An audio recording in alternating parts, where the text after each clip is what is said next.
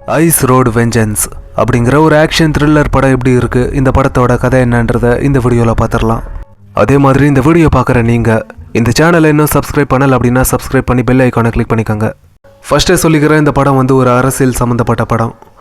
அப்படி இந்த படத்தோட ஆரம்பத்தில் நேபாளில் விஜய் அப்படிங்கிற ஒரு பையன், அந்த பையனோட அப்பா, அந்த பையனோட தாத்தா அப்படின்னு இவங்க 3 பேருக்கும் சொந்தமான ஒரு இடத்த ருத்ரா அப்படிங்கிற இந்த படத்தோட வில்லன் வந்து அவன் அந்த இடத்த சொந்தமாக்கிக்கன்னு நினைக்கிறான். அதாவது அந்த இடத்த அவன் எடுத்துக்கன்னு நினைக்கிறான். அப்படி இந்த ஊரில் மக்களுக்கு முன்னாடி ருத்ரா வந்து இந்த ஊரில் டேம் கட்டலாம், இதனால் இந்த ஊருக்கு நிறைய வேலை வரும், நிறைய மக்களுக்கும் நல்ல வேலை கிடைச்ச மாதிரி ஆகும் அப்படின்னு அந்த மக்களை ஏமாத்துறதுக்கு முயற்சி பண்ணுறாரு. அப்போ அந்த மக்கள் கூட்டத்தில் ஒரு லேடி வந்து இந்த மாதிரி என்னது இந்த ஸ்வீட் ஷாப்பு, அப்புறம் இந்த யூரோப்பியன்ஸ்க்காக இந்த ஐஃபோன் பண்ணுறது அப்படின்னு இந்த மாதிரி விஷயங்களெல்லாம் சொல்லிவிட்டு இதெல்லாம் வந்து ராய் ஃபேமிலி சொல்லட்டும், நீங்கள் சொல்ல தேவையில்ல அப்படின்னு சொல்கிறாங்க. ராய் ஃபேமிலி அப்படின்னா இந்த விஜயோட அப்பா, தாத்தா, அப்புறம் விஜய் அப்படின்னு இவங்க 3 பேர் தான்.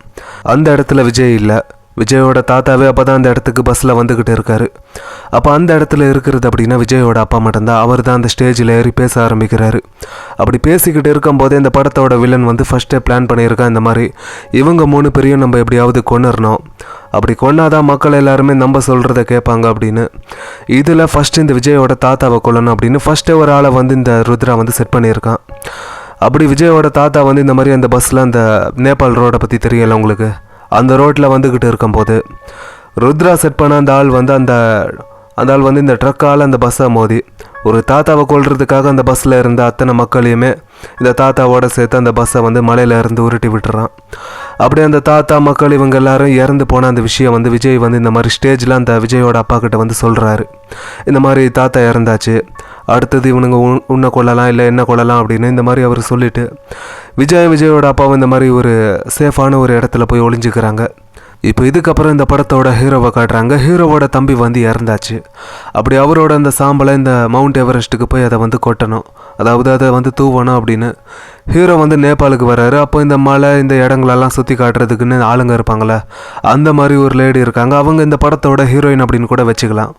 அப்படி ஹீரோயின் இவங்க 2 பேரும் ஒரு பஸ் ஏறி இந்த மவுண்ட் எவரெஸ்ட்டுக்கு போயிட்டுருக்காங்க.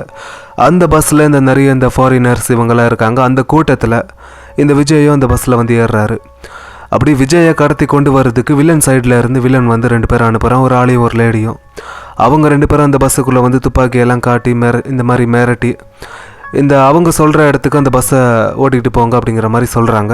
அப்போ ஹீரோயினும் அந்த இடத்துல இந்த ஹீரோ வந்து அந்த ஆளை அடித்து இந்த மாதிரி பஸ்ஸில் இருந்து தள்ளி விட்டுருவார். ஹீரோயின் வந்து அந்த லேடியை வந்து அடித்து இந்த மாதிரி இவங்க எல்லாருமே சேர்ந்து இந்த போலீஸ்கிட்ட கொண்டு போய் பிடிச்சி கொடுத்துருவாங்க. அந்த லேடியாக இருக்கட்டும், போலீஸ்காரங்களாக இருக்கட்டும், இவங்க எல்லாருமே வில்லன் சைடு, வில்லனுக்கு சப்போர்ட் பண்ணுறாங்க. அப்படி இது தெரியாமல் அந்த லேடியை கொண்டு போய் போலீஸ்காரங்க கிட்ட பிடிச்சி கொடுத்துட்டாங்க. இப்போ விசாரணை அப்படிங்கிற அந்த ஒரு பேரில் இந்த விஜயை கொண்டு போய் அடித்து டார்ச்சர் பண்ணுறாங்க, எங்கடா அவன் அப்பேன் அப்படின்னு இந்த வில்லன் போலீஸ் எல்லாருமே சேர்ந்து அடிக்கிறாங்க. இந்த சத்தத்தை கேட்டு இந்த மாதிரி ஹீரோயின் இவங்க எல்லாருமே ஒரு டவுட்டில் போகிறாங்க.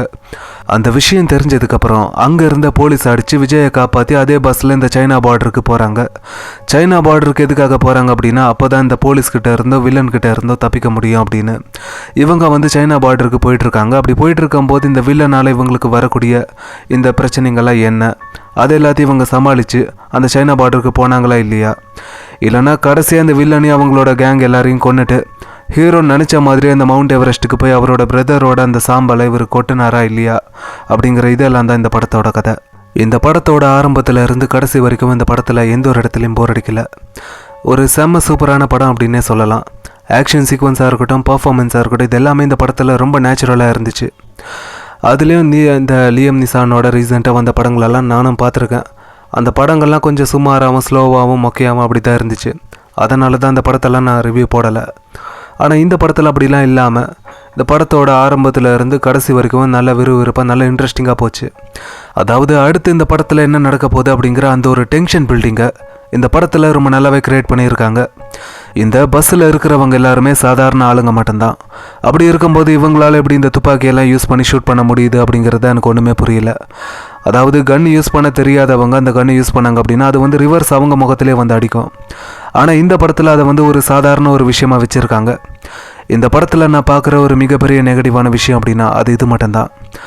மற்றபடி இந்த படம் வந்து ஒரு நல்ல படம் தான், எல்லாருமே ஒரு தடவை ட்ரை பண்ணலாம். இந்த அடல்ட் கண்டென்ட் இது கூட இல்லை இந்த படத்தில்.